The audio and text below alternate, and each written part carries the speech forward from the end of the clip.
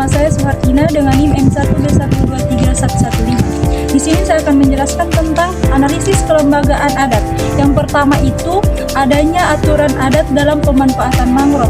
Contohnya itu aturan ini melanggar penebangan sembarang, mewajibkan penanaman kembali, dan melarang penggunaan alat tangkap yang merusak.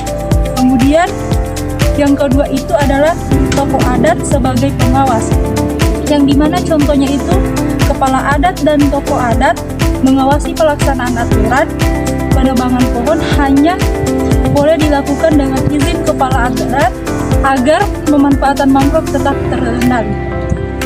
Kemudian yang ketiga itu adanya sanksi adat. Contohnya itu pelanggaran aturan diselesaikan melalui musyawarah adat dengan penyelesaian mengutamakan kekeluargaan, tanggung jawab bersama, dan pemulihan hubungan sosial.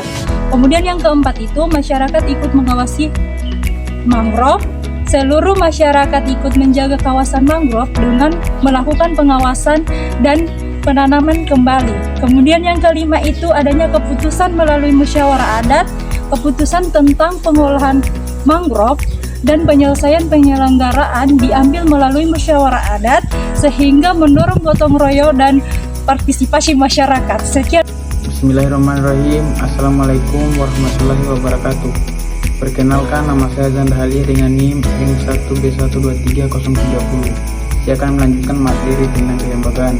Kelembagaan adat berperan dalam menjaga kelestarian hutan mangrove, mencegah eksploitasi berlebihan, mempertahankan habitat ikan dan biota laut, mengurangi abrasi pantai, meningkatkan ketahanan masyarakat pesisir terhadap perubahan iklim, dan mendukung keberlanjutan ekonomi masyarakat melalui pemanfaatan yang bijaksana.